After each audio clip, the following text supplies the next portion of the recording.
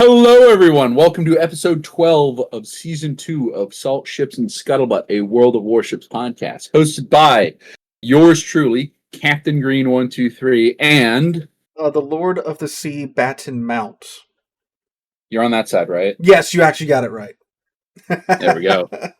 There we go. We've mastered the Brady Bunch thing. Yeah. Oh my goodness. How you doing, man? I'm doing good. I've had a normal week for a bit, for the most part. Nothing blew up, nothing broke so far, nothing caught on fire. So we're doing good. We're doing good. It was incredibly hot today. Hottest day in Louisiana history for this day of June. We hit 113 degrees Fahrenheit for the what is it? The heat index for what it actually feels like. So it's hot. It's hot already. Not even summer yet. That's fucked. Yeah, it is. Oh, it is. So much. Speaking of that, my week has kind of been slam pigging me this whole time, which is kind of bad. It had a string of 90-degree days up here in Boston, and I live in an old house, and an old New England house back in the day, in the 1840s. It's all the original insulation. You know what they used for insulation? Had to be like sawdust or like Roundup. I don't know. Something. Glue and horsehair. Glue and horsehair. Don't they use horses to make glue now or something like that? Yeah. So that was great. But it holds heat incredibly well, unless it's during the winter, in which case it doesn't. So, like, usually I have a small little Toshiba floor unit, and he'll do his best. Usually I literally just leave it in auto, because it would keep it roughly, 68, 66, which is perfect for me. Basically, for the last 3 days, it's been screaming at me because it's been going 24/7. I have it connected to my phone as well. So, like, I'll get the updates, and I'll just be out at work, and it'll just be like, ah! It won't go down! It's still 80 degrees in here! I'm like, there's some tiny... You gotta do something. Some tiny Japanese man in there just pumping it as fast as he can. Yeah, he's not doing his best. So that's very fun. But what that means is when I get home, I don't know if you were able to gather, I'm a little bit of a heavy set man. So, I know I hold it, I hide it well. The camera only adds 1,000 pounds in my case. But, I prefer it cold rather than hot. And I agree. This little Toshiba, I'll be, in my room, laying on my bed, and in 30 minutes, I'm like, I feel like I'm a slug. Like, this is terrible. I hate this. Yeah. So, I did a proportional response. I went out, and this little Toshiba was like a 4,000 BTU unit, because the upstairs part of the house that I live in is like very small. Mm-hmm. So I that would be more than enough. So anyways, I went out and I Amazoned a 14,000 BTU unit, and I'm just going to nuke it into the ground.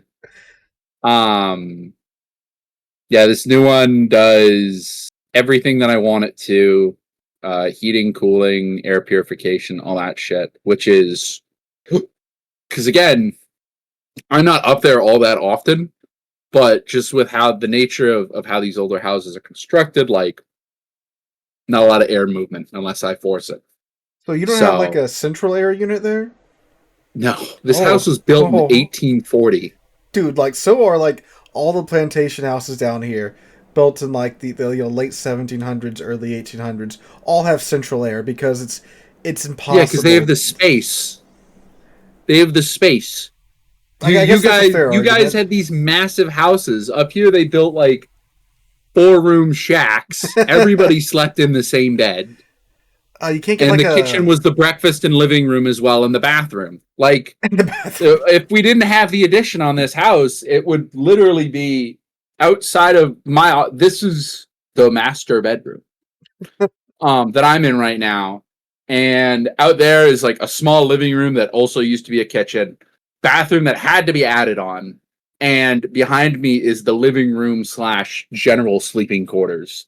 So like, it's not all that big. And then upstairs is 2 rooms as well, but they're small, like slope roof. They're very much storage rooms that have just kind of been finished over.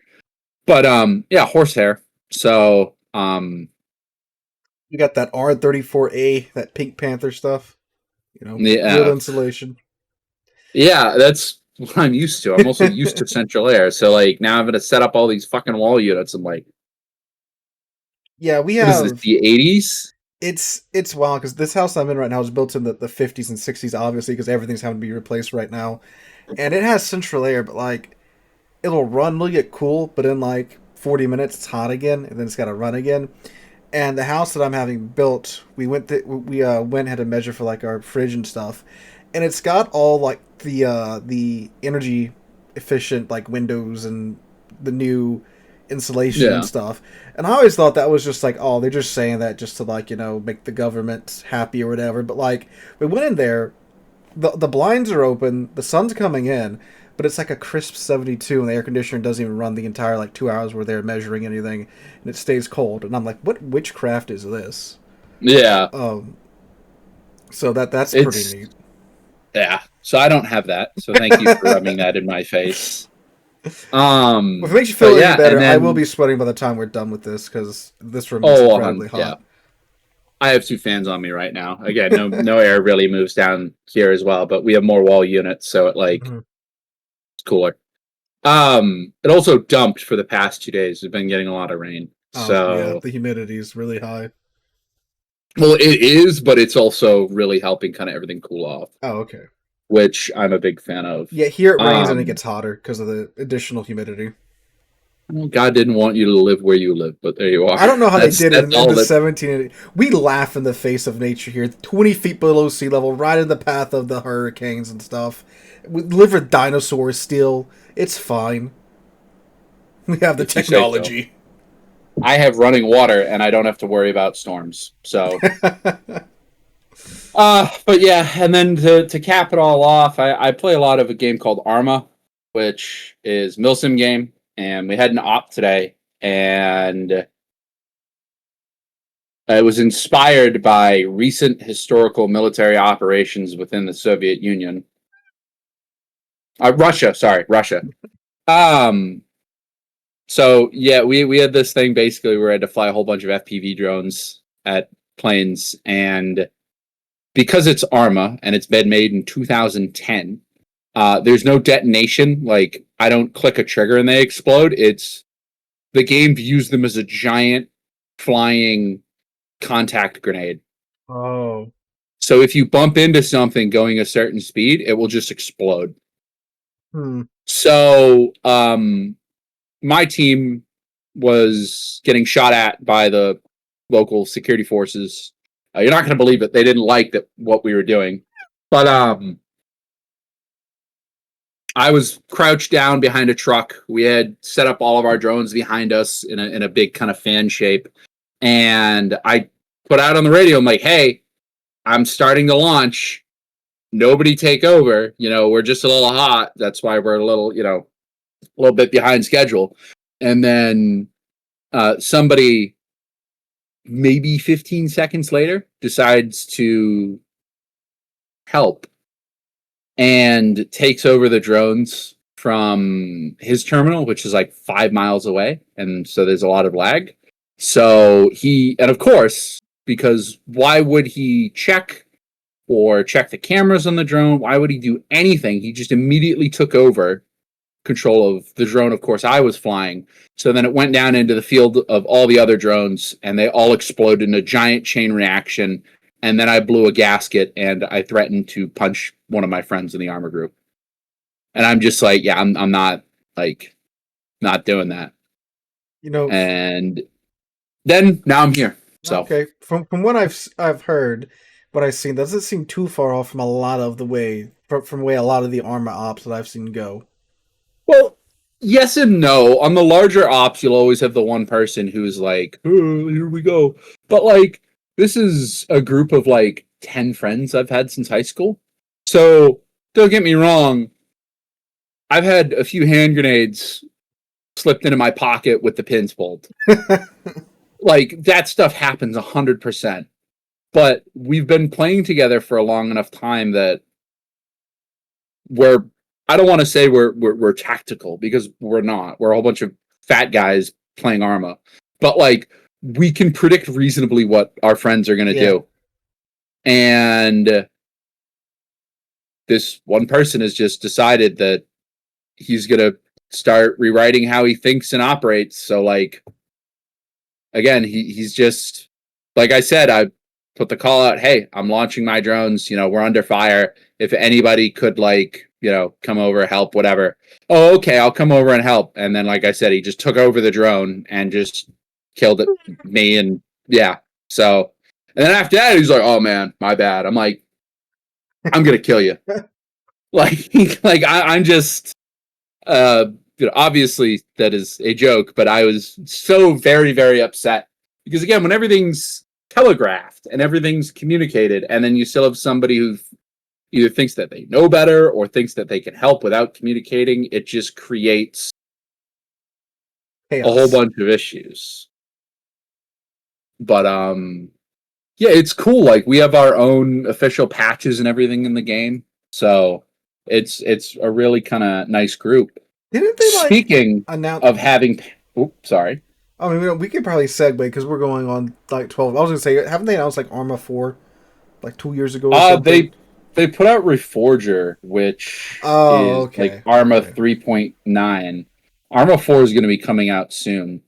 But yeah, those of you who don't know, Arma is like a DayZ clone. No, there was Arma 1. DayZ is a mod for Arma, isn't it? It was originally a mod for Arma 1, then it became its own standalone thing. And then there was Arma 2. Arma 2 is basically Arma 1.3. And then there's Arma 3, which kind of did what Black Ops 3 went, where they kind of went like into the future, but it's like 6 years. Yeah.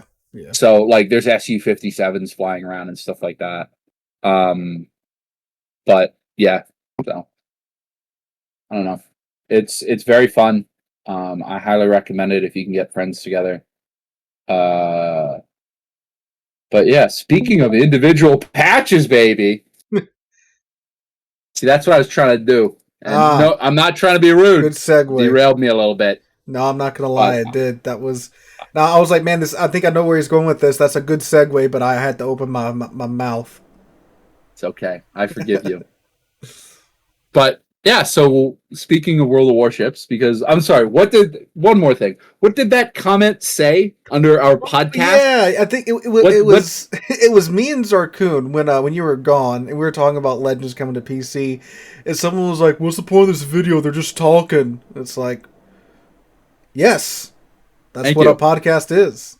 Thank you, valued listener. Anyways, new customization shit.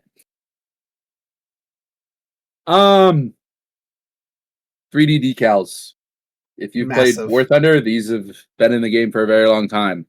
Now, there's going to be something that is going to make or break this, at least for me. When it comes to War Thunder, you can put your decals on wherever, within reason. Mm-hmm. And I think that if that is also available here, that would be good. Now, again, I'm going to preface this because I have had people reach out like, do you even read the dev blogs before, you go on the podcast? Because sometimes you'll get something wrong in your predictions. And I'm like, no. I want this to be my raw reaction. And I want to kind of walk through this first together with the listeners as well. Because I think that's very genuine. It's more friends talking rather than like an over analytical analysis of the dev blog. Yeah, it's not 5 hours of talking and me banging my head on a spreadsheet. This is more like a conversation. That's kind of why when Mountbatten and I talk at the beginning, it's a conversation. It's to be natural because again, I want this. my perspective is anybody can sit up here and read the dev blog. The back and forth conversation can potentially change how you digest it. And something that I've maintained from the beginning of my World of Warships career, both in terms of me playing alone, in terms of Bonk Z and Hurricane, and in terms of the podcast, both iterations, is at the end of the day, the strongest thing that you can have in your tool chest, both in games and in life, is the ability to take a step back and be like, okay, I don't know what I'm doing.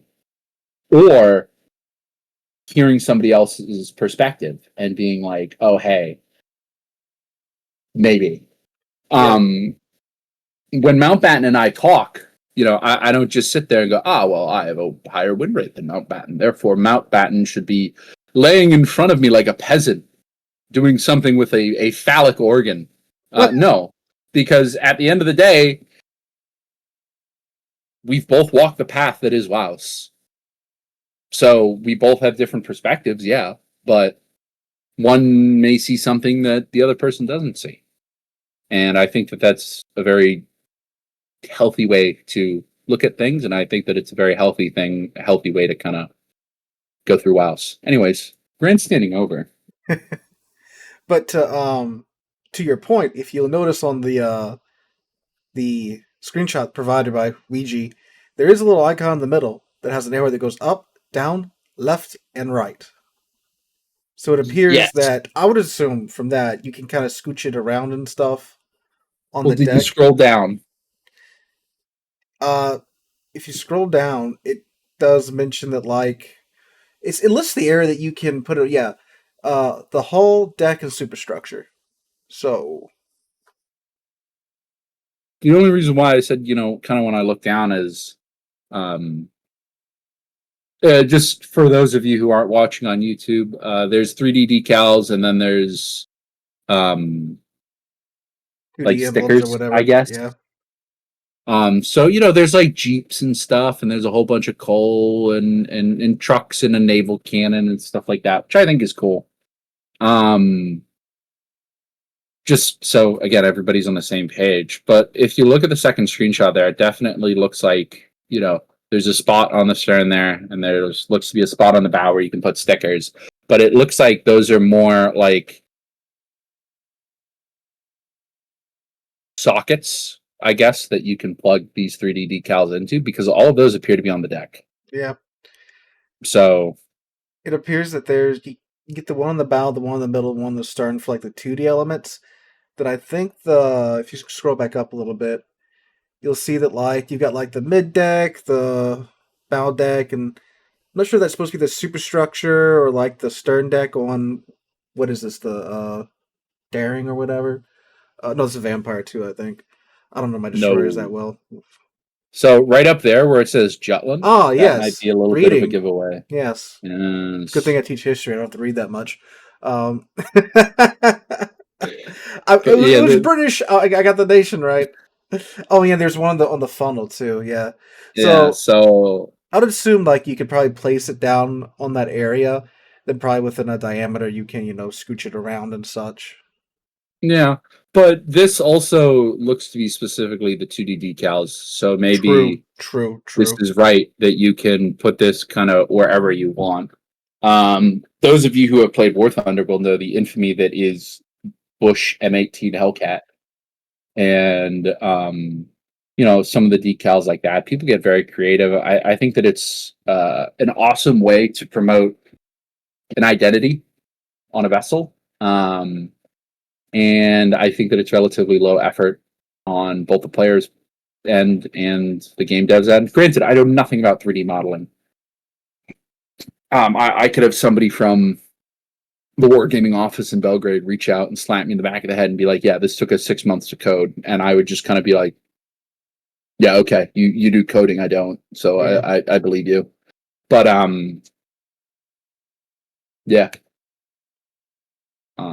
So that's very good. But the breadth and width, I would say that I don't mean to cut you off, but with how a lot of these games kind of go full yard with the breadth and the width of this system, I don't think it's that crazy to do. No, not at all. Hopefully. I mean, I'd imagine if you have like the entire deck space of the Missouri, they would give you the entire deck space of the Missouri to move stuff around. I would I imagine just have so. like 900 Jeeps. Yes. Like on my GK, there's spaced armor. To look like that one picture of like when the carriers go to a new home port, they got everybody's Yeah. like cars on the We got deck. everybody's everything. Yeah. Yeah. What if it's like those car carriers that keep catching on fire? Like, oh, get an HE shell, it sets the Jeep on fire. That's a fire spot now. I have 900 fires burning. that'd be pretty cool if they would include that or something. No, it wouldn't. Stop that. I mean, not even did damage, just like cosmetically, like it's just on fire. Like My favorite thing is in War Thunder, they get shot away. They just go like boing. They just fall off. Dude, I have played this week 20 hours of War Thunder Naval. I am losing my. Did not invite me once. Dude, I don't think. I mean, like, look, man. Did not invite me once. That's all I'm gonna say. It's. But the amount of times I see like the little like launches on my Sharnos just get sent into low Earth orbit because some Kirishima in the back shoots them. They just go. Yeah, my favorite is I have the cosmonaut capsule, and I can basically put that wherever. And it's just funny because I'll have somebody come around with like 25s or like light AA, and they'll just be shooting at me, and I'll just like bing, bing, bing, bing, bing, and then it just goes into the water. I think that's cool. That's actually another interesting aspect. How are these going to react under fire? I'd assume they're just going to be no hitboxes. I'll just. Well, I mean, yeah, I agree 100%. I don't think they should be a hitbox. I don't think they should be like a fire point, I guess. But like, are they just going to disappear? Are they just not going to take damage? Like, I would guess that they're going to get the generic like it's damaged look that parts of the ship gets when like after catching on fire, it looks all smoldery and stuff, and after it takes a shell there's a big red glowy hole where something was. I mean, it'd be cool if like I've got that little yellow truck and Yami hits it and it just Wile E. Coyotes off the screen with a Yami shell. I would love that. I would love that. It just gets shot into the ocean. Or that ridiculous yell from Tom and Jerry. They just. Remind me, Tom and Jerry, after the show. I have something I need to send you on. Well, I need to link it because I don't know if you have an Instagram or not. But there's. Okay, remind me. Okay. Because I have something to show you, and night work has made me manic. Okay, you want? Here we go. I'm not gonna gatekeep it. There was a UCAV, some type of drone, suicide drone that flew into some power lines somewhere in Russia, and if you took away the video, every single aspect of this, everything, it sounded like a Tom and Jerry skit. Really? Yeah, okay, hold on. I don't know, this might get us in trouble. We might have to do some editing, but like, I don't think it will, but I don't think so. I'm gonna pull it up. Because this, like, this has been, I don't typically use the word rent-free very often, but this has been at the forefront of my mind for a very, very, very long time. You put it up on the Discord or? Yeah, I'm getting the link right now. Yeah, so we in the industry call it stalling. Please don't do the boomer thing where you hold your phone up to the webcam. Yeah. All right, look at this. Isn't that funny? Why doesn't my family call me more?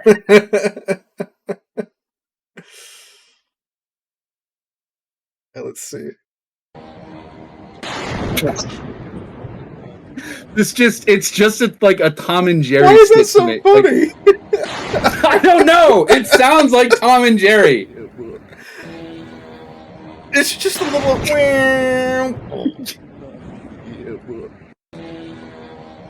Well, and see that's what the Iraqis heard before they had the Missouri and Wisconsin shells rain down on their head. Yeah, exactly. That's like the little Briggs and Stratton lawnmower engine. Like what we. Why is there a lawnmower in the sky? What is going on? Oh, what's scary about that too is that unlike like missiles or like something dropped from an aircraft, you would hear like the rocket motor, or you would see or hear the jet flying over. But with naval artillery, you just explode. Well, I mean, you hear it, but the window's a lot narrower, and know what you're hearing. That's the one thing that artillery, like, you're not going to believe it again. I'm not in the military. I have not served in the military. Anything I talk about where I don't reference somebody else is usually me splunking around on forums and stuff and watching combat footage. But I had a cousin that was in Iraq, and he told me, he was like, when artillery is going over you.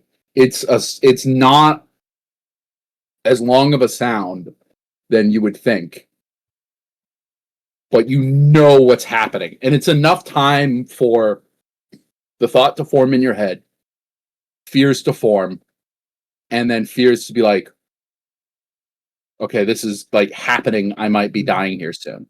It's not like Band of Brothers where just a foxhole explodes. It's you hear it. So artillery's terrifying. But anyways, Russian little UCAV drone aside. Dude, the whole time, I think I texted my friend, I was like, yeah, dude, if you take the video away from this whole sequence just sounds like Tom and Jerry. Yeah. Like, it's like Jerry flying a little mouse-sized biplane into like a power line. Made out of like a matchbox or something. Yeah. Anyway, the emblems. The emblems. So, something that I really need to preface is that this is all going to be a test. They are just testing if this is a system they want in the game. And to facilitate such a test, the only ships that have it are the Missouri Azuma, Jutland, Graf Zeppelin, and Archerfish. Why are we putting 3D elements on a sub? That's the one thing where I think I would be, maybe a little hesitant on, but like I understand, the emblems and stuff like that. Yeah. I mean, because at the end, sure it works in every model type too. Yeah, I mean that's very true, but like I'm just picturing a Gata running around with like 3 cars on his back. But yeah, I mean this overall, I'm very much looking forward to this system. I don't think that these emblems are taking advantage of the full potential, I would say, for a system like this. I don't really know who would put like a watered down bad luck captain on the side of their ship. But I think that this definitely has the potential to go very far and be a very awesome and a very involved system. So I like to think like the emblems that we see on screen right here now, they just grabbed some interns, said, hey, just make some like artwork for us to try this out. Go get Igor Vladinsky from the coffee room. He likes to draw. Make him draw stuff. Now, what would be a massive whiff of this would be if they don't implement like the efficiency badges that we have. See, this is why it's good to talk to people, even if you're not purple like me. I didn't even think of that. Because I did not even think of that. Perfect to get like either the E, the 1, the 2, or the 3. Once you get there so many times, then you unlock the badge, perfect. But you also unlock the emblem you can slap on your ship. That's perfect. See, that's a very great way to segue that. I was thinking, how can I put like the most color mismatched bullshit on my boat to just upset somebody? Yeah, my favorite thing to do, by the way, is when I'm playing WoWs. For those of you who don't know, in settings you can actually disable all of the 3D, like all the stupid skins, all that stuff. And there's some people, if you want that, that's cool. I understand why. But at the exact opposite end of the spectrum, it's like the Crab Yamato is not gonna negatively impact like your game. My immersion. 90% of the boats in this game aren't real anymore. So like, sorry. But I really I like it when it's like, why do you have black and white and pink confetti on your ship. That's not historically accurate. Really funny is like, I 'cause, gotta. like in this very video when I did the dev blog and this the video on this dev blog, people were like, "Oh, this is like immersion breaking yada." I'm like, you know, you can turn this off in the carousel, right? Yeah, it's like the Space Moskva skin is great. If you don't like the Space Moskva skin, I don't really like. You must lead a very sad life where you're just angry at everything if you don't like Space Moskva. And a lot of these three-dimensional skins that replace, kind of the outline on the ship. I don't think there's one that I've ever looked at it and been like, wow, this is horrible. Granted, there's ones that I'm not going to pay for. Like all the Transformers stuff, I'm not paying for the Transformers stuff. I'm not 12. So it's not my biggest thing. Yeah. Like they all look good. Yeah. I appreciate these skins and the time that the artist puts into it, because all of them look really cool. And I have a lot of them, but like I don't run them on my ships because I prefer just the more historical camos. But at the same times, I don't care if the Montana next to me is a giant crocodile. That doesn't change anything about the game. I get. Yeah, I don't know, man. I'm playing a game where I push a magic button and my battleship goes 50 knots now. So I mean, it's fine. Yeah, like the Borg Tyranid fucking Montana skin, where it just looks like a crocodile infested with herpes. Like that's awesome. I love that. I don't think you can honestly sit in front of me, put 10 toes down, and be like, "Yeah, this is stupid." Oh, another cool thing they need to do with this, like kill counters and stuff for your ship. That would be cool too. Yeah, like a big neon counter on the side of your ship. I think something like that would be cool. Well, I was thinking more along the line, because you could do that, or you could have more of like the World War II stylized ones where like that's very true as well. Like I think under the bridge on most of the World War II ships they had like either like the swastika or like the rising sun for like the ships or planes they had shot down or something like that. Yeah, or even just like tally marks. Or giant neon LED sign. I was thinking of the Zeton skin.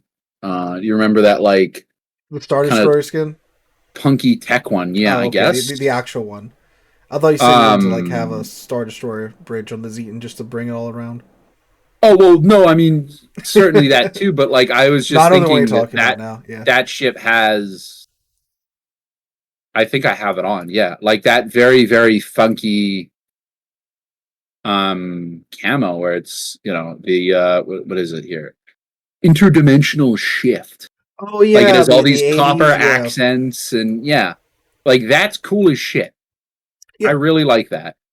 And there's some, like I said, a big like techno kind of brass punk LED sign, or you're old. What are those gas neon tubes? Neon? But like but like they're older than that. It's because you have like the.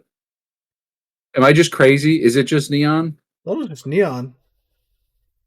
I don't know, because I'm picturing like in like the old spy movies where something from the Cold War wakes up and it has that clock.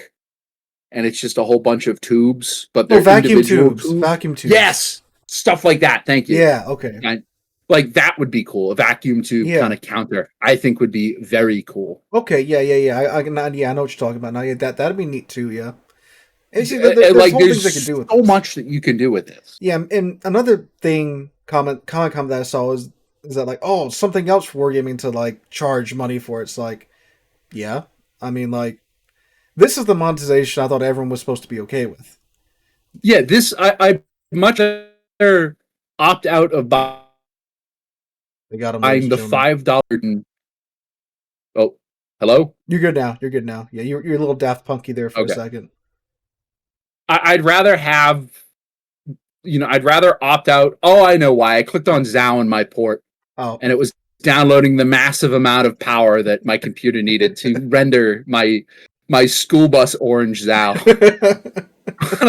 Like I'd much rather opt out of buying the tube clock than get FOMO because I didn't get the latest dockyard ship. Oh yeah, and definitely. I think that that's the monetization that I am a much larger fan of.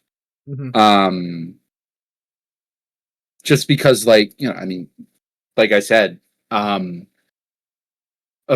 much rather have monetization be a $5 clock than a $50 or $60 or $100, or in Kitakami's case, like a $500. Yep. Yeah, I'd much rather have that, because that cuts down on two things. That cuts down on weird bullshit box of gimmick, not to quote Euro, levels of ship coming out. Because I'm gonna break a bubble to you guys. They're starting to redo ships like Zao with gimmicks. They're running out of conceivable stuff that they can reasonably put in the game that would not be over the top and game breaking. So stop talking about like the G3s and stuff, please, and the Tillman. Stop talking about that. But like, there's eventually, we're hitting a bit of a bottleneck when it comes to ship content, and I think that pivoting away from highly anticipated monetized releases and moving more towards, like I said, $5 vacuum tube clocks, I think that's a lot healthier, and I think that that's a lot more genuine to the players. Yeah. Because Sea Lord here does not have to run out and buy every new $1,800 dockyard ship and then get yelled at by Mrs. Sea Lord anymore. So to get content, again, that FOMO's not there. And the other thing that I know that people are going to say, well, Captain Greene, I have everything in the game. Meh. I want more new ships because that's nice and I like nice things. Yeah, okay. There's like 500 ships in the game. You cannot look me in my eyes and convince me that you are good at every ship in the game and you have a decent amount of stick time at every ship in the game. I will laugh at you. There's a lot of existing content already in place.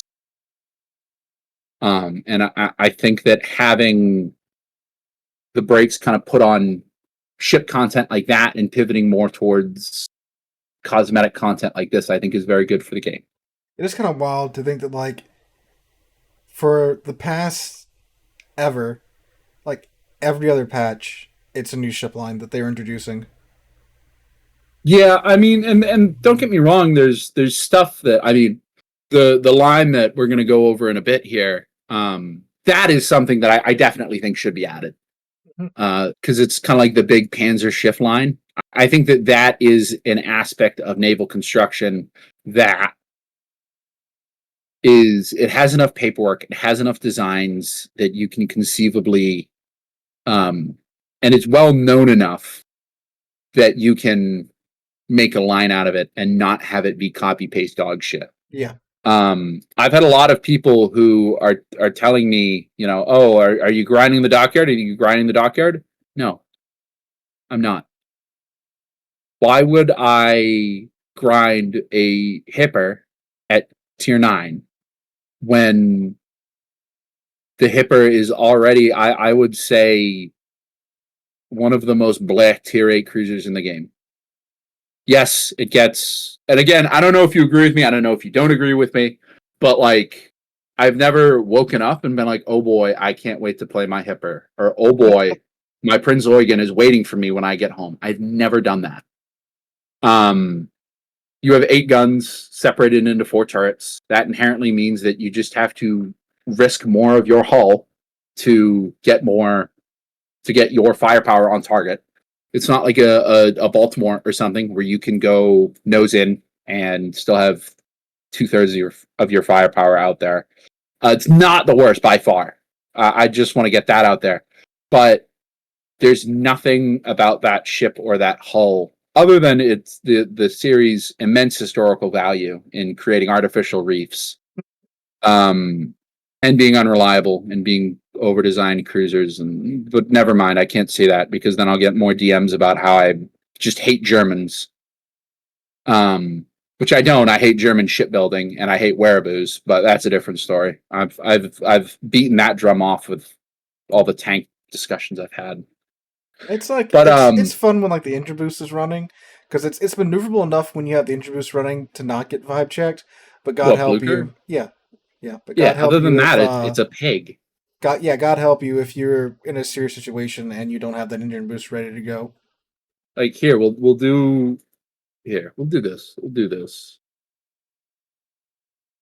Again, people wanted a nice, genuine conversation that wasn't you and I just yapping about, Well, you and I yapping about our lives or other things like that I guess people don't freaking care about. That's good to hear. But okay, so I don't even have the hipper in my port. That's how much I love it. But like at the end of the day, I mean, hell, here I'll go to hipper. Where is it? Paper's a ship that when I got done grinding it, I have not touched it since then. But like this is my point. Okay, you have 27. Okay, so 27 bow stern, 27 deck. Okay. If I remember correctly, yeah. So you have a technically spaced armor because it's 27 torpedo plating, and then you get to the 80 millimeter. Sure, don't act like it. 80 millimeters beneath it, and then you remove the armor deck, and then you get to the 30 millimeter citadel. So on paper, you have a good amount of armor. At the exact opposite end of the spectrum, however, like I don't care that it has these little angled edges here. Go watch a Drakenfeld video about how good turtlebacks actually are. You'll learn. But that's another person I need to have back on. We've been talking a little bit lately. Missed him last time. I was very upset. Well, then I have to.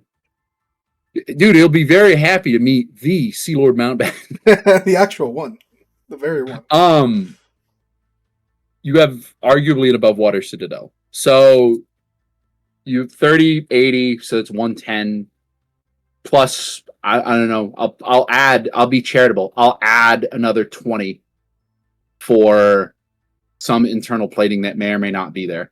Because there's a pretty big debate on if in between the casemate armor here, I guess, and the actual citadel, there's debates on if there's some internal plates. Some people think there is, some people think there isn't. But yeah, the Norwegian didn't think there were. Yeah, no. No, they're the best. They're the best treaty compliant cruise. I'm not doing that.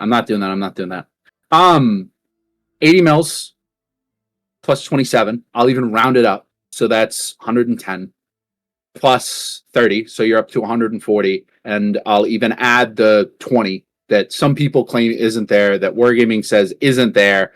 I'll even add that. That's 160.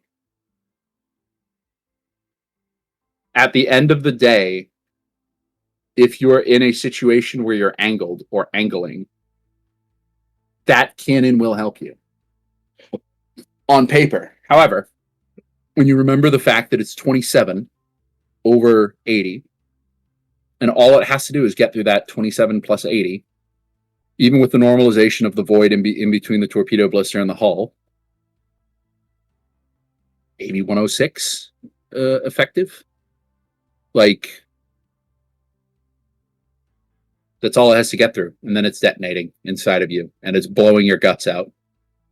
The shells. I should specify that at the end of the day, this is mainly, battleships and stuff at angled. When you're side on, these things just get chunked.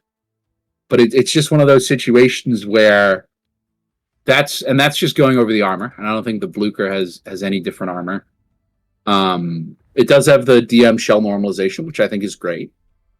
And that speed boost that I forgot it even had. But at the exact opposite end of the spectrum, why would I take a meh tier 8? I think it has a longer reload than the Hipper, too. Because I think the Hipper got cut down. Do you have one? I do, but I can't pull it up because I'm the one recording right now. That's awkward. I guess I'm going to have to buy one then. No, I'm not going to. You go to Ship Tool, and they should have it, actually. But yeah, so this is a 10 and a half second reload, and then I'm pretty sure this... Yeah, so this is a 13. So, again, it's a 13-second reload on 8. 8-inch guns. It's just you're not getting a lot for that, and I don't know why somebody What's would the want to bump reload that up to on tier 9. Hipper? Your Hipper's 10.5. Lucure is 12. Okay, so it's Shorter than Oregon, longer than Hipper. yeah. I wouldn't really want to play that up at tier 9. And granted, I think that adding Blucher into the game is Well, it does get access to the mod slot though, so you can take reload, and you have 18.5 kilometer base range. okay. So that's okay. So I think that'll get you down to like. Actually, let me see. Can I put? Is this the one where I can put the? No, I can't put the mods on this website. But I think I think you get down to basically Hipper reload with the improved AP and the improved accuracy and such. What was it 11? So yeah, there you go. Well, no, this is Donskoy. Like, I thought I you would scrapped say, when they had the same reload time and you slapped the reload module on it. oh no, I'm just saying why. Oh, when Donskoy exists, yeah. Yeah, like there's other ships at tier 9 that I would say fit the Play long style, range yeah. HE play style better, which is kind of what you're gunning for, because you're not pushing it in tier 9 or tier 10 or super ships with a Hipper. You will just get donkey punched. And don't get me wrong, the AP is going to help you in a duel. It's German. It has torps. I don't even have to look. They're probably those 6-kilometer dog shit ones. I'm going to go out on a limb here and assume it is a Hydro. Yes, does have Hydro. So it's 8-kilometer torps. Real? Ooh, wow. 2 more That's kilometers. Irrelevant. Like I just 13, don't. 7. Like I just don't see, and I don't mean to turn this into like ragging on the dockyard ship, but the point that I'm trying to illustrate is, like I established earlier, we're kind of have a little bit of a content bottleneck when it comes to new ships. There's a lot of ships in the game. A lot of these have unique play styles. And I think that it would be better to cycle back, do some cosmetic, do some both, cosmetic in terms of your ships, cosmetic in terms of the UI. Because UI needs a facelift so bad. Well, the other thing is like, I don't know the specs on your computer. I don't think we've really talked about that yet, but I have a pretty big computer. Don't get me wrong. I'm not like fighting the NSA or something, but I have I would say I have an above average computer in terms of what I can, in terms of my specs. There's times where this port just explodes, and I'm 90% sure. And with me being trained in IT, like, I don't know if it's showing, but I have the inbuilt Windows overlay that shows me my GPU usage, my CPU usage, FPS, latency, all that stuff. And I have it open in Task Manager. And there's been times where my CPU and my GPU will hit the ceiling and redline. And it's just my port like crashing out. I don't know if this is like Team Fortress 2 where there's a coconut image or something. Do you know about that? I do know about the coconut, yes. Yeah, I don't know if there's like a coconut in there that just sometimes dies and then it has to be resuscitated. Like, I don't know. But there's very obvious port elements that need to be fixed. I've had it happen since I've been playing the game. I think that it would be better to polish that rather than, I don't know, we'll get Blucher 2.0 at tier 10 with I think that segmenting away from gimmicky ships is good. TLDR. I've been rambling. I've been drinking stateside vodka, lemonade vodkas. I ran out of cores. Very sad day. So, but yeah, I don't know. That's kind of where I'm at. I don't know if you have anything to add. When we're into the point to where they released the Johnston, and then before the Johnston's even back in the shop, normally we're getting another Johnston. which is a premium clone of a premium clone. That's just wild to me. Yeah. What's this? I forgot this thing existed. Tianjin, that's the Riga. It's just a yes, Pan Asian Riga. yes. I was never a big fan of the Riga. Nor was I. Yeah. We still need to do that segment of ships that I think I hate but I've never played, so I can't confirm. But speak of the devil. Oh, Carno. There it is, the Cardo. Ah. But yeah, I just that's kind of why I'm really grateful looking at these cosmetic changes. I think that at the end of the day, it is very much a step in the right direction for wargaming, and I think that it's a good development path. Speaking of a development path, would you like to discuss the recent news that came out of the Soviet Union about Lesta? Oh yes. I believe that the name's wrong now. It's now the Vladimir Putin Memorial Game Development Studio. Oh my goodness. So, for those of you who don't know, Uh, a few weeks ago we covered the Lesta situation. Lesta and Wargaming split off. Lesta wanted to remain in Russia and operate the Russian server, and during the beginning of the invasion for Ukraine, the rest of Wargaming was like, peace, I'm not dealing with this. And they went to some other Slavic country. Starts with a B. Belgrade. Belarus. They went to No. Belarus. Belarus is Russia 2.0. Belgrade. What's Belgrade? Isn't What's the that also city? Russia 2.0? No. God, I was just what country is Belgrade in? I'm a geography teacher. I should know this. It's like Serbia. I should know that.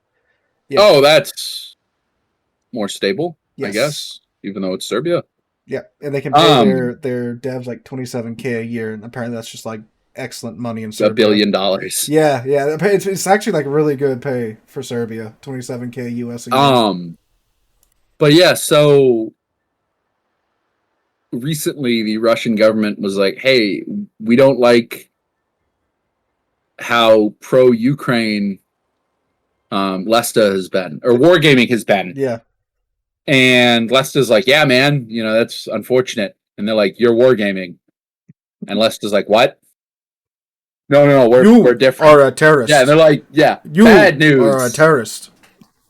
That's literally what they did. My favorite part is that if you boil this down, if you strip down all of the layers and you put it on like a third grade level, Wargaming bought ambulances to like specifically help injured or wounded children.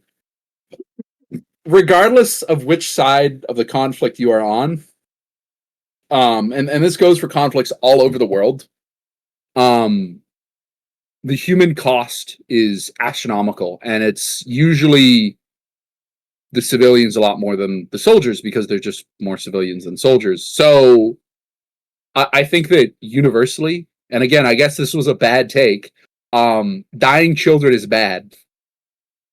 So Wargaming went out and bought a whole bunch of ambulances like specifically for children. And like children and children's mothers and stuff. And again, regardless of which side of the conflict you're on, I feel the exact same way about Russian children who are in this situation that I do about Ukrainian children. I think that, again, hot take, dead children is bad. I didn't get a yes out of you, Mountbatten. What are you pro dead? Like, no. So like, here's my thing. So I've talked about this beforehand, and what I normally try to remind everybody is like, look, like the people that stayed with Lesta were the people that like probably had families that they couldn't afford to leave. Whatever reason they couldn't leave Russia, and they have a very specific skill set that is not widespread in Russia. Russia's economy is dominated by oil and natural gas. They do not have a large technology sector. So it's not like you can, go get another job somewhere else if Lesta shuts down. So the fact that they've been nationalized by the Russian government now, and we don't know exactly what's going to happen with them, it sucks for these people.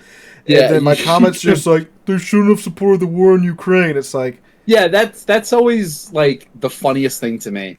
Whenever it comes to whatever a hotbed political issue or a hotbed war that you're talking about, yeah, like if you were put in that situation and the country that you have lived in your entire life, where all of your family is, where all of your everything is, goes to war with another country, that does not make it.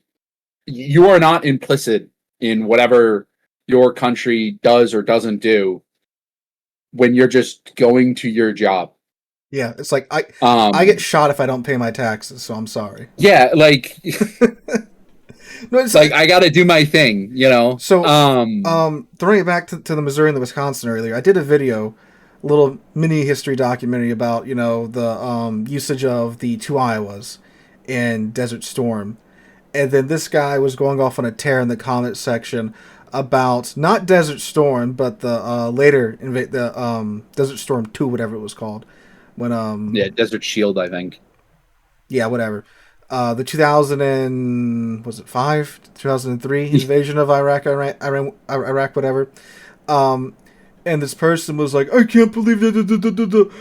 Where were you when this? I'm like, I was in third grade. Like, I'm just talking about how this is the last time the battleships ever got used. They were great shore bombardment, pieces. I get that too, which is really funny because they're like, where were you during the War on Terror where people were getting blown up in the Middle East, like in school? Yes. Like, what do you think I was there? Like, yeah, go do it. Like, I had a cousin die in Iraq, and I watched the Osama bin Laden movie, and I watched Black Hawk Down. I had to watch it in segments, though, because I was very young when I watched it, and there's a lot of blood, and blood eked me out. Like, I wasn't sitting there at home going like, let's go. Like, I wasn't watching combat footage and celebrating. Yeah. Which is weird. So that's another weird thing. Like on Twitter. Yeah, that is. Dude, people are like sharing these videos. Dude, yeah, it's you'll have like Russian cut down, and then it will just be some Igor Vladinsky conscript getting cut in half, and you have people in the comments like, yeah, and you're just like, I'm like, this is terrible. Regardless of, again, dead people is bad. Yeah, like, Like, people I don't dying think is bad, in my opinion. Not good. Yeah. Granted, like, I think that it's a shitty situation. I think that the Russian government is just acting kind of like the Soviet Union was. But at the exact opposite end of the spectrum, like, it sucks that's not because, Russian potato farmers number 900's fault. Like, he just got told to go to a bus station, and the army would take it from there. Yeah, so like, both sides are having to use conscripts. So like, there's people that aren't volunteering to be here, and they're being forced to be here by their government, which sucks. And then like, you see these videos of like these obviously defeated troops, and I've seen them from both sides. With like, this is why like drone warfare is like horrific. Oh, now. It's fucked. And like, there's this guy, like, he's given up, not holding a gun. He's not even having his like vest on or anything. He's just sitting in the field, and you can see the drone operator just going. Yeah, like just trying to get a reaction. Like, you're playing with this man that's like clearly done, and then they just fly into him and blow up and stuff. And people in the comments are like, "Got what he deserved." I'm like, the guy was just. It's been a war crime. Like, I'm no legal expert, but it's like terrible. So but only hot takes on salt ships and scuttlebutt. War is bad. Dead people is bad. Yeah. But yeah. So as Mountbatten said, to get us back on track, Lesta has been officially incorporated into the Russian government, which it's so funny. I think is very sad, but it's very funny from an outside perspective. Because it's funny because again, when the war, and I will win this talking over competition. That's fine. So anyways, I'm just going to keep talking. But no, like when the war first broke out, like I remember the day after, I forgot what video I had put up, but like all the comments were like, "Oh, you're supporting Russia by playing this game, yada yada yada yada," and I'm like, no. I mean, like Victor Kivsley likes his money. That's why it goes to Cyprus, not to Russia, the Russian government. But anyway, and then like when Wargaming left, now you had the Wargaming Lesta split, and then people started just like glazing the Lesta client so much. Even though it was Yeah, that like, was also really funny. yeah, yeah, and I like, had a lot of people who were like, if you don't inherently believe that everything one side says, you're a horrible person. And you should not support Russia at any cost. And again, I don't support Russia. I think that textbook through and through this is an invasion. mhm. And just because I know that people are going to ask, my view on this is Russia is attempting to act like the Soviet Union. Unlike the Soviet Union, they do not have the industry or the manpower to act like the Soviet Union. And I think that what they did is they started it back in, what was it, 2014 14 with Crimea? Crimea, yeah. And then right now they've just backed the Ukrainian people into a locker, and they're realizing that when somebody's back is against the wall, it's not, they're not just going to roll over. Yeah. Like, and that's kind of the situation I think that we're in. Ukraine went But on like like, an anime style, workout. What's it called? I Music think that going and it's, stuff. yeah, like a Yeah, montage. they went through a workout montage between 2014 and 2022, and I think Russia greatly Oh, I underestimated think, them. yeah, because again, at the beginning of the war, it's just like Russia's just going to start slamming Russian. I'm sorry, the Soviet Union is going to start slamming the Soviet Union's old military equipment into an old Soviet Union styled and built defense system.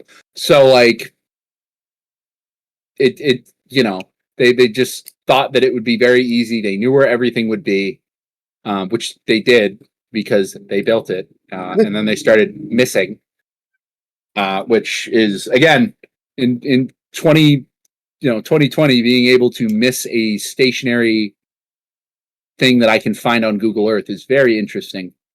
But it's just really boiled down into a slugging match, and it's just a war of attrition on both sides, both in terms of manpower and equipment.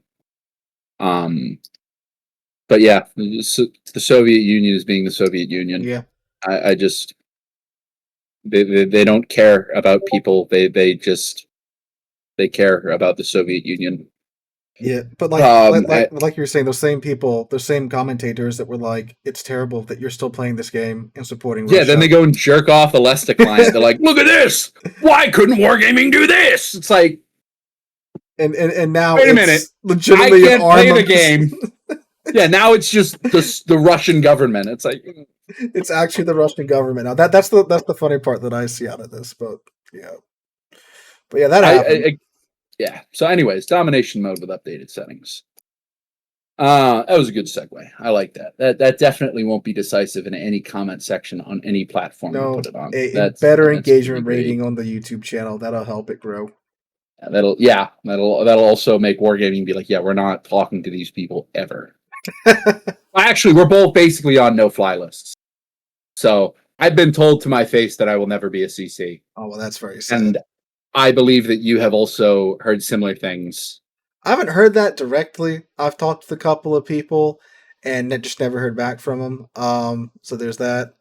But I would like to think that by now, if they haven't reached out, they probably won't. Yeah. So actually, so that's good. That means we can say what we want. We can act how we want, and here we go. That's good. I don't think the audience has Independence. picked up on that yet, but yeah. So Yeah, fun. no, dude. I had a whole bunch of people who were like, "How dare you have this person on? They suck the cock of Wargaming," and I'm like, "Whoa, Dude, it's so funny. do you I just know. not like different I perspectives? know, Like right? this guy is welcome to have his opinion. You may believe it's wrong. I may believe it's wrong, or I may believe like it's a perspective. It's an opinion. And if your opinion or you yourself are so shallow that you cannot look at something potentially from another perspective and maintain your perspective and your point of view, I'm sorry. But that's like um We'll get to it. We'll get to the dev blog here probably in about another 2 hours, whatever the rate we're Yeah, I going. was gonna But say, anyway, what's the time check? 4 hours in? 1 hour 6 anyway. Oh, But anyway, fuck me, dude. I know, right? But anyway, so like on the video on the you already mentioned the pocket battleships, the panzer ships. Yeah. I was very excited in that video, in that devlog video, because that these are cool, that these are finally come to the game, and someone's like, "What a shill!" That Yeah, and you're just like, literally I don't know. the video 2 days before was a 12-minute rant about the GQ Johnny. Like literally, Like, it's like I, I can't my have thing is just like, opinions. yeah, well, my thing is like, I don't, no, I do now. Never mind. I'm not going to hide it. I've been playing wargaming titles for long enough that I think that they just attract people who love to complain about everything. And that's, I don't know, it keeps engagement up. But also, if you keep burning wargaming's hand whenever they do something, and you always shout out when they're doing something wrong, and you don't also shout out when they're doing something right, like, from wargaming's perspective, they're just gonna be like, yeah, I don't fucking care. Yeah, No matter what I do, I'm going to get shit. I think And I think that overall that devalues your potential impact on decisions. yeah, that I believe that happened with the War Thunder subreddit. Like they had like I Yeah, believe they just came out. They're just like, we've stopped listening to you guys years ago. Yeah, because I think like it was like the CEO or something of like Yeah, Gaijin was he was- in the Reddit, and he just kept getting crapped on. So he was like, okay, just left. Bye. Like, and then everybody I remember that, and everybody in the Reddit was like, yeah, we won. It's like, No, you didn't. that guy's just gonna go back to his boardroom and be like, these people are fucking terrible, but they keep giving us money, so like, we're just gonna keep doing what we're doing. Release another 255 premium. Yeah, honestly. But like, that's kind of why, and again, that boils down to perspectives. I think that listening to all of the different perspectives, I think is good when it comes to understanding and dealing with a community. If you just live in an echo chamber, you're stupid. Oh yeah, Because all you're going to do is just constantly reinforce yourself. That's why, like, I'll look over to Mountbatten. I'm not looking for him to be like fucking Jamie on the Joe Rogan Experience. Just, oh yeah, that's right. Like, I don't want. I want him to call me out if he thinks I'm doing something wrong or he doesn't agree with it. Because, like I said at the beginning, perspectives are good. Anyways, Deathblock domination number mode with 2 updated of settings. 3 at a minute and 15 in. This one's pretty short. This one's pretty yeah, short. this one is just, They're adjusting the numbers in domination. that's all it is. Yeah. So anyways, moving on. Yeah, Like, that's literally all they it's just slight changes, starting at 150, plus 40 for all ships destroyed, and minus 25 points for all ship types lost for your team. My take They'll on be this is that active if you want to for read it. yeah, I just wanted to get through this a little Yeah. bit quickly. Sorry. Yeah. So anyway, shut up. I don't want you to all the three control area domination maps. So basically all of your typical 3-cap maps. And then there are also some changes on the 4 points as well, which I think is also good.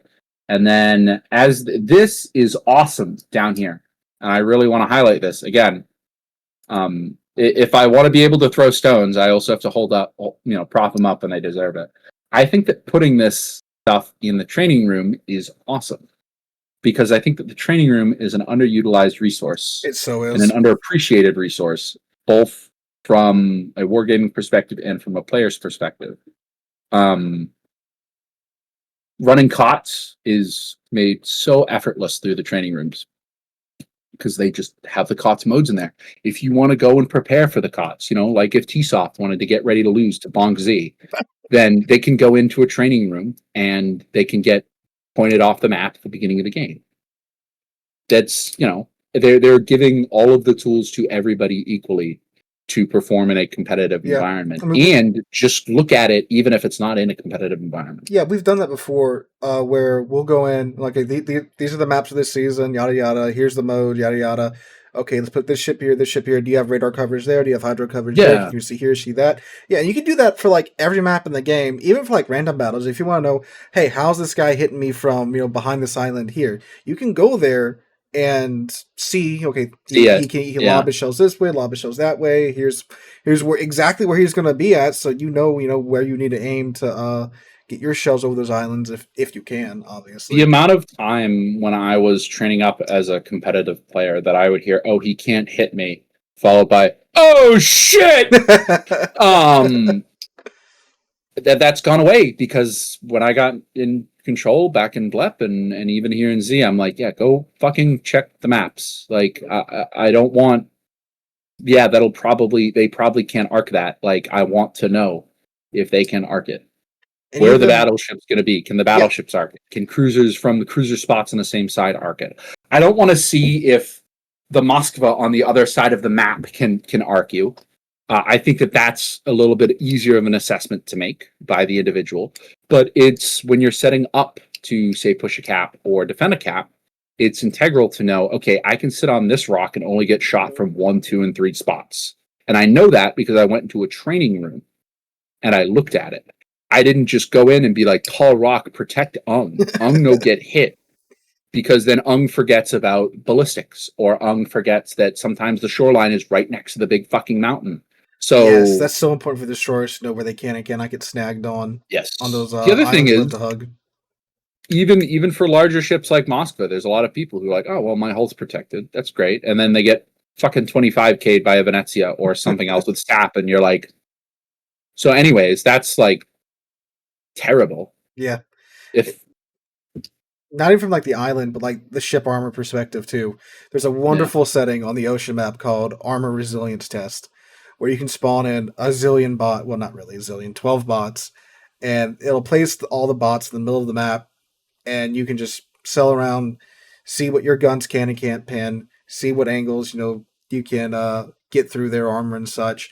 So again, if you're wondering how is this guy hitting me in this one spot of my palmer and I'm losing half of my HP, it's because it's got a hidden cheek there right underneath the turrets. Yeah. So you find that out by going to the training room, and it costs nothing. You don't spend credits, you don't spend flags, you Cost spend time. nothing. That's it. Yeah. And again, if you're not willing to invest the time, then like, again, you can't really complain. It's kind of like your town not paying. It's not like, it's kind of like you live in a town and nobody pays taxes because taxes are stupid, and then they get upset when all the roads go to shit. Yeah. It's like, sorry, buddy, you fucked around. Granted, I hate taxes, but like, when did the government come in and work a third of my shift? That's what I want to know. But that's, if you opt out of something, you can't. If a resource is there and you don't utilize it, you then cannot complain. Yeah. I really feel. But back to this, my big, I don't know, hot take on this is that this is neat and all, but like I've been seeing too many instances of where like the matchmaker store needs to be updated for like ship types and trying to balance Yeah. that. Because the amount of times I've had like 3 radar ships on one side, not in a division, not a single radar on the other side. It's like, how is this allowed? And then My like, favorite is when it's like 9 Khabarosks against 9 yeah, Shimikazes, and you're just like, I get they're both triangles, but like, what the fuck? yeah, exactly. And like you were talking about with the ships and what Wargaming's been doing here recently, how there's more gimmicky ships. There's more subclasses than ever before, and Yeah. Matchmaker clearly does not take this into account. Like when the American hybrid carriers came out, you had one team that's got Midway and 3 Louisianas, so really they have 4 carriers, and the other Or side doesn't yeah, have a single hybrid. It's like, well, that's they just haven't they haven't audacious. yeah. And you're just like, oh. I mean, even the other thing, like if my cruiser was a Dallin and their cruiser was a Tanjin or a Riga, like those are not 1-to-1s. No. I don't know. But again, I think that's something that dilutes the matchmaker to a point where it's potentially unfeasible because I get there's certain ship classes that people just enjoy to play. Yeah. And like for instance, minnows. People like minnows. Eventually, you're going to run out of minnows to match, that minnow against for like that light cruiser. It's not going to be a Dallin. Not to rag on Dallin. Yeah, I don't think it needs to be like a 1-to-1 like Musfa, but it should definitely be like radar. Yeah, but I'm saying oh yeah, okay. I was thinking more like large heavy cruiser, light pew pew cruiser, light pew pew cruiser. That's kind of what I was thinking, where it would be a little bit. I mean, as much as I'd like to see that, like you said, I don't think that would be feasible. I think you'd be sitting in matchmaking for like 5 or 6 minutes. I think that it would dilute the matchmaker. I think for like certain big game changing things, there needs to be additional tags for that, like the hybrids, like radar hybrids. Oh my goodness! Just pop both my ears. I can hear you now. And like destroyer spawns, because back to back on stream, I had a case where the game decided that it was going to spawn 2 destroyers over here for my side. Then it was going to spawn, the 2 enemy destroyers, one at C, one at A, but yet our 2 destroyers spawned at B and C. Yeah, that's just a giant advantage that you're giving to the other side. So yeah, mirrored spawns I think would also be good, but then again with mirrored spawns, you also run into the problem where like I said. You'll have a Khabarovsk on the same side as a Shimakaze. Yeah. And it's just like a cab can play into a Shima. I mean, I think DD engagements is another thing that if we have another slow news week, we can kind of delve into. Because there's certainly instances where I'm like, I turn up the metalhead or the motorhead and I'm like, I'm running this fucker down. If you can get away with it, but obviously you shouldn't do that off the rip. Yeah, yeah. I think that's a powerful. There we go. Gonna write that down. Right, talk. Guys, about that never gonna believe what next week's topic is going to be about. Shit. We should probably move on to the next death plug. We're moving an hour and 20 now. Fuck. All right. So, anyways, I'll move this over. No, I'm gonna do this. Mingo Bongo. So there we go. We have some new ships in testing. That's still streaming, right? Okay. Yeah. I moved Windows. So German heavy cruisers branch starts tier 6 and consists of 5 ships: Deutschland, Admiral Scheer, Niesbeck, Mendelflin, and Prince Albert. For those of you who don't know or are sitting there like, we already have the Hipper and the Hindenburg. These are going to be like the Panzer ships. For those of you who don't know, brief historical overview. The Panzer ships were a really interesting design made up primarily for commerce raiding, because the Germans were like, we want to have something that we can send out into the Atlantic that will be relatively able to survive on its own, and we'll just wipe the floor with cruisers. That's why you have ships like the RAF Spee running around with 11-inch guns. Because their whole game plan was, if I come across a Perth, I'm blowing that Perth's head smooth off. It's not going to actually. Here, you want to know what the engagement would be like? Please don't be pulling up that video. That's.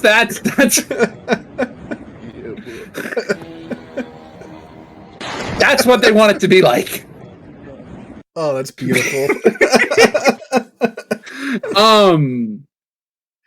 Well, that's what so they had a whole bunch.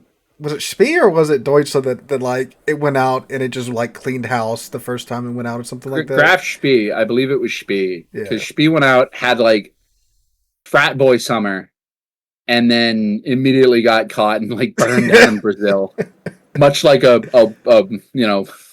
frat boy spring break. I think it was Deutsch that went out and like it caught like 2 tankers and then like its engine broke or something and it had to go back. Well, that was another thing with diesel combination drives that Germany loved, that everybody else talks about how great they are when they were really dog shit. But again, I can't talk about that because then we'll be here for 40 minutes and I will be schizo posting about naval architecture and you will go to bed. Yes, I will. But so that is what these ships are, which again, like we've discussed numerous times, I'm very much looking forward to.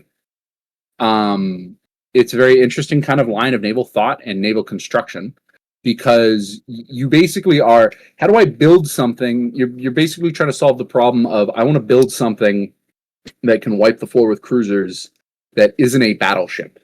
Because the whole game plan was to build something that could, like I said, wipe the floor with cruisers, could run away from battleships, but it wasn't massive enough that they had, that the Royal Navy, the Americans would have to send a whole bunch of stuff after it.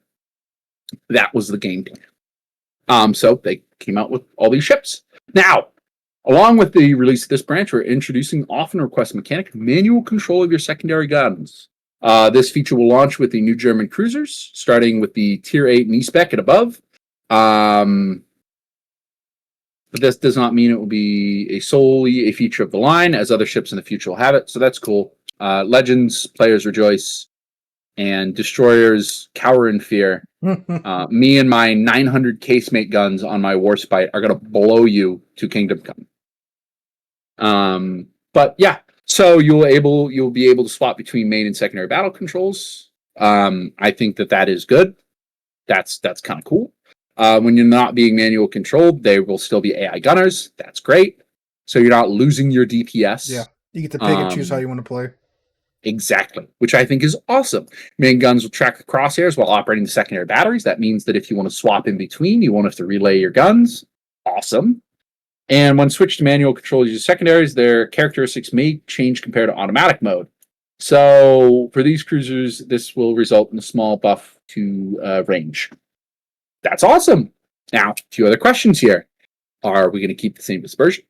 Are we going to get, are these something that can be influenced with modules? Are they influenced by main battery modules? Are they influenced by the secondary modules? They are. They said that right below there, the skills and the signals will impact secondaries, which to function as they currently do. All I had to do was read one line down, and I would have been solved, and I would have not looked like an idiot. Now, we don't know about the dispersion. I don't believe they mentioned it. Someone told me they said something about it on stream about the dispersion. I don't remember what it was. So I know that there's some modules that reduce the lumen dispersion, but like battery mod 2.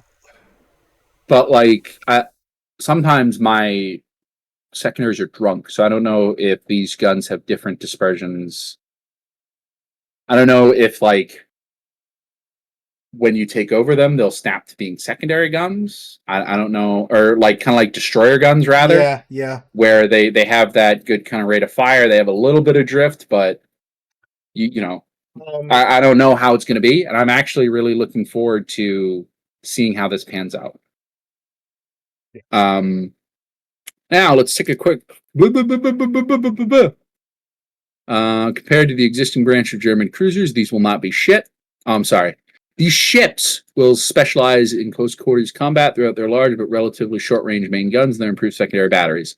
Combined with typical German traits of HE, pen, and hydro, as well as all protections, these ships will be able to take the fight to the enemy despite their large size and poor handling for cruisers. No, they will not. They will get focused down. Do not int with these. These will get focused down. That is terrifying that they're talking about a shortened gun range on these, because I think that it is one thing to have this be kind of like a gimmick. Oh, you've entered my secondary range. Oh, look at this trick I have up my sleeve. I think that it's a very bad idea to incentivize players running it down. People already do that, and I think a whole line incentivizing that is potentially problematic. I don't think they're that short, if what I'm remembering is correct. I'm just kind of reading what they say here. Yeah. It might not be the case. It might be one of those instances where it's like a kilometer or two knocked off. I think that's what it is. Which that I think is better. But if it's 15 kilometers at tier 10, that's a problem. That's going to be rough. Yeah. I might be misremembering, but I think it's option A. I hope so. You see, for the Montofel there, you get like a 700 meter buff to the range. Oh, yeah. Cool. And And then, yeah, it just looks like it's normal, just kind of secondaries. You lead and you shoot, and you lead and you shoot, and you lead and you shoot. So that's cool. It was a nice another shot of the secondaries in action. I think that that's good. I think that this will be a pretty big buff if it comes to like German battleships, because like the freaking Dumb Goon and a lot of those ships just have a lot of very small guns, which are very, very good at starting fires. So if the fire rate's good, it's another way to put pressure onto a DCP, which I think is a terrible idea because I think DCPs are already maxed out in terms of what they have to handle, but that's another discussion. First member of the Famed. Oh, so this is just a Spee. Yeah, but they can't show us it, even though it's just a Spee. Well, it did have a different superstructure than the Spee, did it not? It had that little mass thing instead of the Star Destroyer tower. I don't know. I thought they all had the Star Destroyer. Yeah. Let me pull this up. Admiral Shear.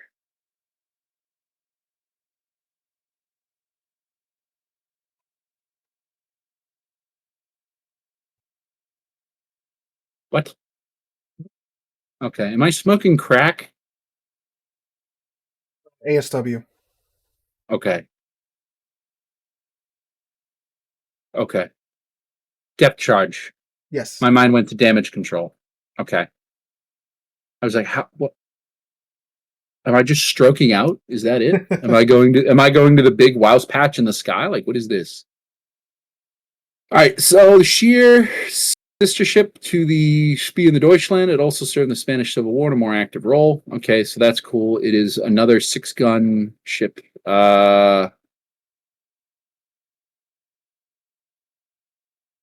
Yeah, see, look here. I shall. I can't send it to you because I'm recording. Oh well, I will. Enjoy my screen for like 2 seconds, everybody. Oh, okay. That's cool. I actually like that older kind of Königsberg-esque style of superstructure. I think that that's really aesthetically pleasing. Yeah, that looks so much better than the dog shit that they The Star Destroyer tower. fucking put together. Oh my goodness. So the Shear, let's see here. This is what's going to be 23 and 16. If that says 23 and 16, 23 and basically 16. Okay, so you're going from tier 6 to tier 6. Continue.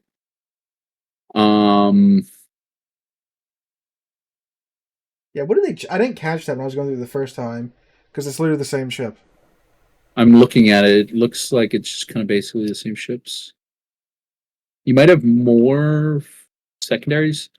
3 105s, 8 150s. Same 3x2. Yep. So never mind. The range is slightly different. I think the torpedoes are the same. Never mind. Is there reload of the main guns? This is probably it. This is AA. probably it right here. Yeah, 840 mils. Yeah. So that's what it is. More AA equal tier 7. Are the main battery guns more accurate or anything? Or is it exactly the same? I didn't see anything on dispersion. Oh, maybe they're still working on that then. Because right now it's just. Oh, see, it's blank. No, it's not blank. No, Sigma 2.0. 2.0.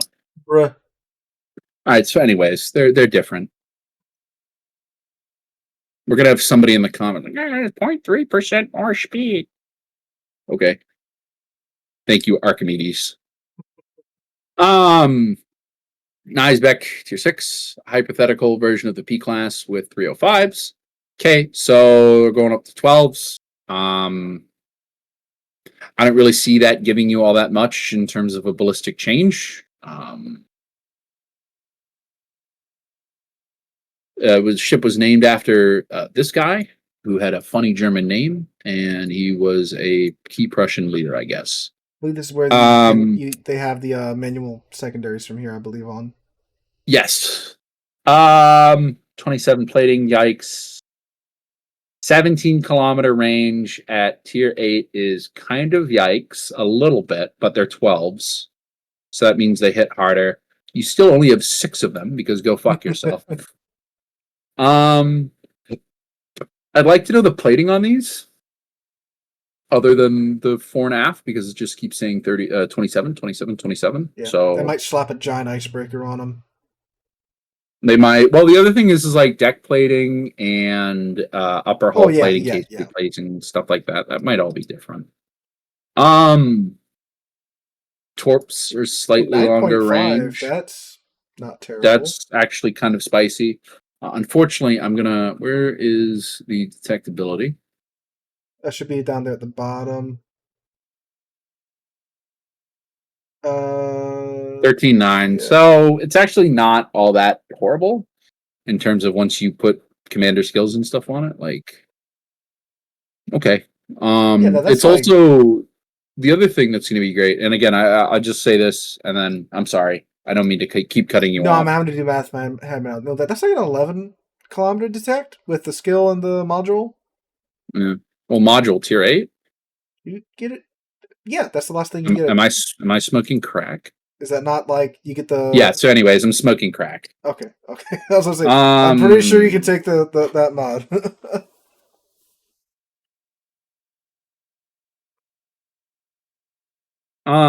Let's just see here.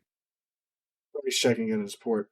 Methinks. I am. I'm checking against something that is comparable. Because tier 9. Yeah, so it gets down to 11.7. The shill gets down to 11.7 with both module and commander. That's not bad. Well, yeah, it's a shill, so it's bad, but like. No, I mean the. Oh yeah, no, yeah, your math was good. The other thing that's kind of that I'd really like to know, and I don't see any torpedo tubes forward, so I think it's the case. For those of you who don't know, all of these kind of German Graf Spes had, other than the shill, because it's a shill, they had rear-mounted kind of hip torpedoes all the way in the back of the hull there. They have fantastic arcs, both forwards and backwards. Is that not them in the middle, right in front? See that rear turret? I think you can see the tubes right there on the hip. Hold on. I almost spilled my drink. Let's do this. Enhance. Oh, shit. Enhance.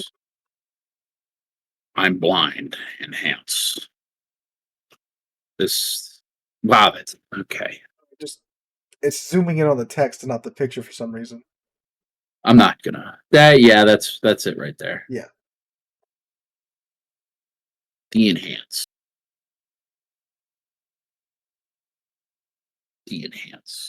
All right. Oh, that's the. Yeah, they're the same. Okay. Large ship that could. Tier 9, the Mental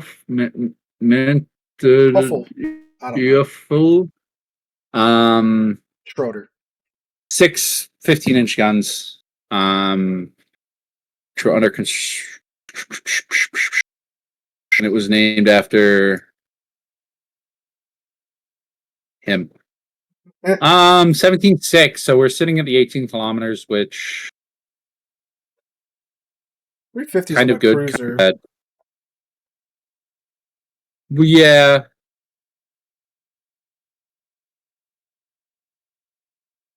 But yeah, I think that 9.5 kilometer torque still. So 8 kilometer secondary range. I don't know if that is with or without the boost. Without it. Hydro, generic German hydro, defensive repair party, fast damage control team. So you have the limited DCPs. Is it the same up here? Am I just blind? Yes, I am. I'm blind. So that's, I think, pretty interesting. I think it's going to really kind of boil down to the handling on these. If they are armored like cruisers and they handle like battleships, it's going to be a bad time. 13.6-second rudder shift time. Yeah, the rudder shift is kind of not good. And 14.5 base detect, which again, you can get down, but that's still like that's a beefy detect. China knows turning radius is 840 though, so the rudder kind of bites a little bit. And then Prince Adalbert. Albert, I've been told. Adalbert. Shout out if you're German. I'm sorry. I'm butchering your language. Sorry.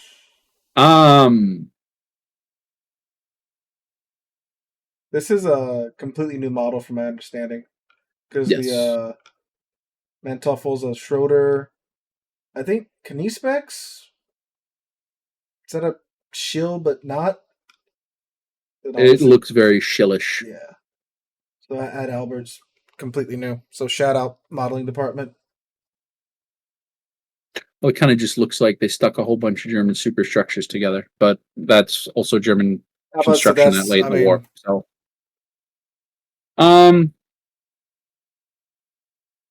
350s. So you have 950. No. 385s. 380s are 15s. 350s are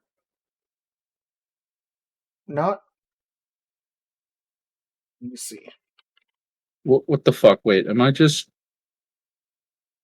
They are 13.7, so 14-inch. Well, not 14, it's 13.7. Okay. I think I called them 15s earlier. My bad.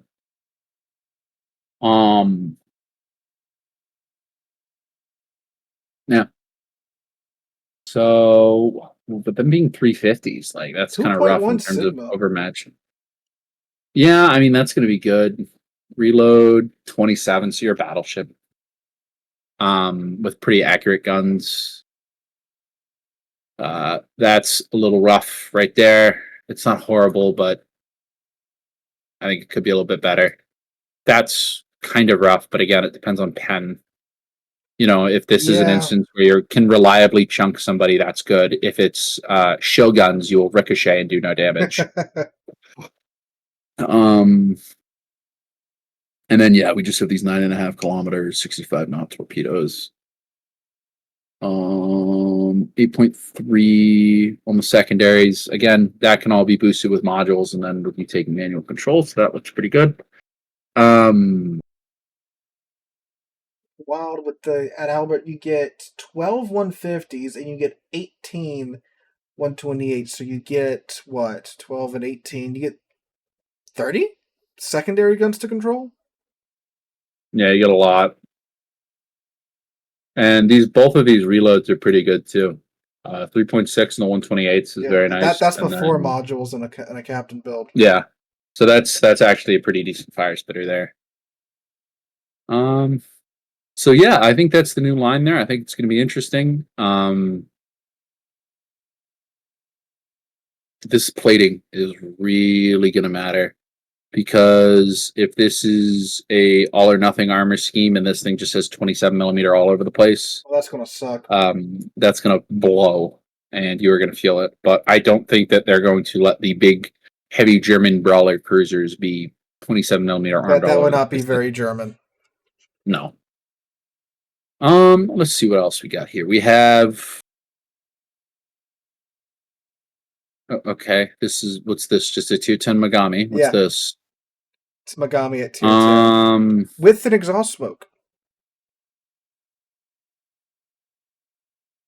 See it processing on his face. For those that are watching, at least. Yeah. So it's just a Megami with exhaust smoke, improved repair party. But it's just going to get one shot. It's a Megami. Don't tell them that. So they don't? Never mind. Radar doesn't exist. They even talk about how it's got this massive citadel, but it's got the exhaust smoke. But again, radar. Lower than average torpedo range on a Japanese cruiser is kind of funky. Hold on, let's see this. Ba ba ba ba ba ba ba ba ba ba ba ba. 10-6 reload is kind of that's fine. It's kind of bad for tier 10, but it's fine for the Japanese. 17.2 kilometer base range, 840 velocity. It's going to depend on the drag. Japanese guns love their drag.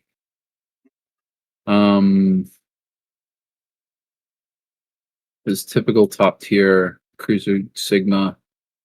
8 kilometer on 21,000 damage, 76 knot torques.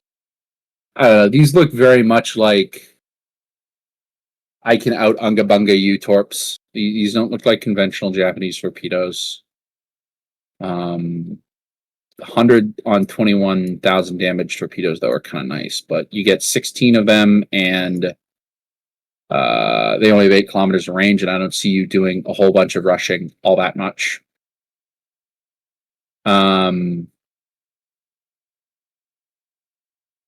Secondary batteries, who cares? It's Japanese.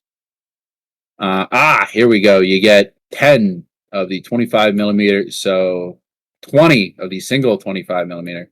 So you just have 50 anti-aircraft guns that are doing nothing.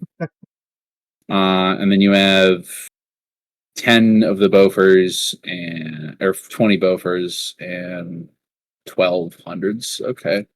That's not horrible. 34 knots is pretty nice, but it's not really anything that's all that crazy at tier 10. A lot of these, even like Moskva and stuff, are pushing fucking 40, yeah. Yeah, well, not quite 40, but it's upper up 30s, there. yeah. Yeah, mid 30s, mid to upper 30s. Surface detect 12.7. You can get that down pretty nice, but basically 10 and change, I think. Well, yeah, but my kind of perspective is like, if you get spotted by something that has radar, you're just going to be in its radar range, so your detect's not going to matter. Like it's kind of one of those situations where, yeah, it's good for skunking around, but just the amount of radar that is always in tier 10 matches has the potential to kind of negate that. Yeah. 7-6 kilometer in gun smoke is good too when you have your exhaust smoke. So you'll be able to get roughly 3 shots off. So that's cool. 2-minute reload is kind of sucky, but that's okay. You have a repair party. That's a pretty beefy. Yes, it does have an improved repair party. Yeah. I like to see the percentages and stuff on that, because again, if it's not like Citadel or pen damage, like it doesn't matter. It says better hit point recovery. Yeah, that's all it says. Nothing about additional Citadel. Well, yeah, and that's kind of what I'm getting at. Like, the better recovery could just be the fact that it's an actually usable heal. Yeah. Or it's like a really big heal. I'd like to think they would have specified if it regen more Citadel hits HP than others. I don't know. Who cares? Who cares? And who cares? Kind of bad hydro, but also like okay. I don't know. I don't know how this is exactly going to survive in the tier 10 environment, other than just this screams engine like smoke. event ship or something that you can probably get for free or reduced cost. Yeah, it doesn't look like it's all that crazy in terms of capability, and I agree with you 100%. Ships like that usually end up on like a giveaway block. Yeah. Now this bad mamma jamma. The Italian right. Oh yeah.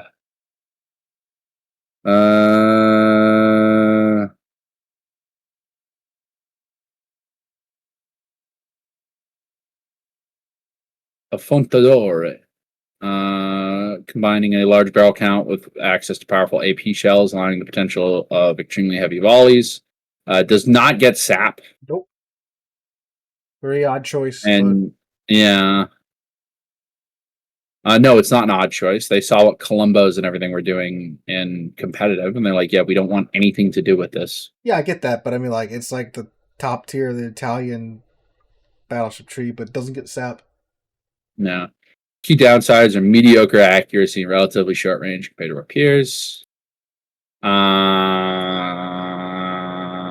And she gets a secondary combat instruction that's charged by main battery hits. We advise you engage enemies at medium range. Rely on her might of her main battery.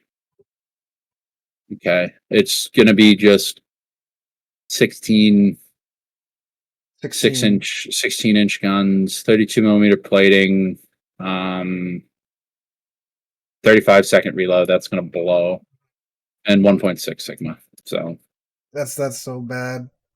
that's really bad. Now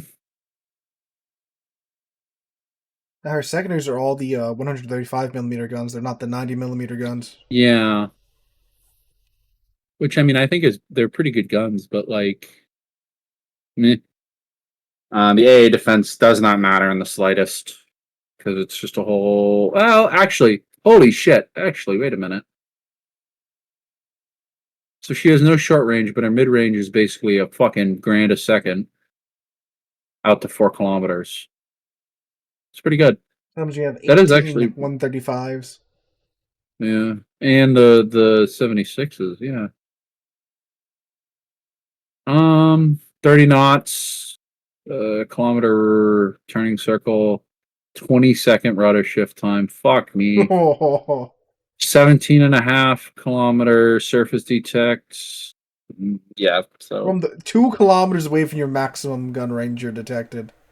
yeah, but that's out of the box. I mean, we both know you can chop the legs off that pretty good. Well, yeah. You also don't get the. Oh, you do get exhaust. Okay, never mind. So that's good. That's a pretty good heal too, eh? 28 seconds, 578. Oh yeah, that is. I mean, it's how much HP does it get? 100, probably 110. 115. Yeah, 115. So, that's pretty nice. It's nothing too crazy. Additionally, we're now ready to show the final looks of Sibir and cruiser Admiral Lartiguiwi. Oh, look, it's a Kremlin. And oh, look, it's a Hildebrand with French guns. What is this? What's a Sibir? What is this? Secondary Kremlin. Okay, never mind. I don't want to know what that is. Never mind.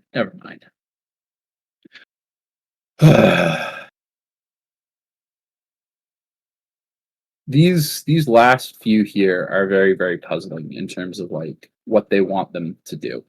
The Alpha Dante, the pasta boat, whatever, fine. It's just big Columbo. That's cool. But like Kushiro is just like, this will be the first like direct to the armory coal ship we've had in like 2 years.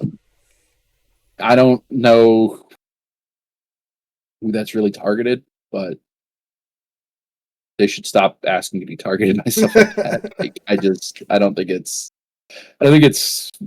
a good thing to introduce into tier 10 because with that shorter range and with that smoke, like it's just gonna force people to kind of greed for the smoke, and they're gonna clutch up on that engine smoke.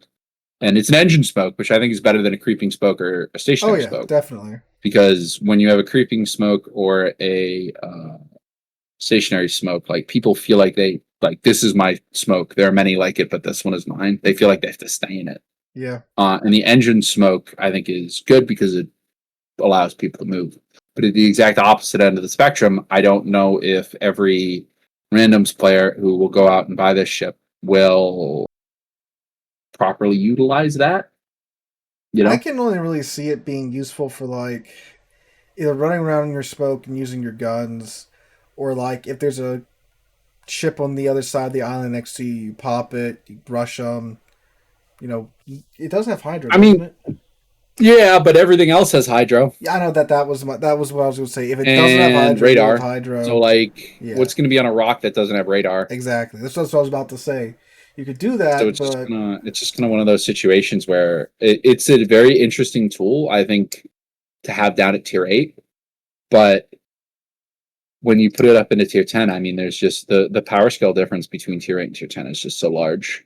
And I really feel like this is not going to. it's a free dev strike, is what it is.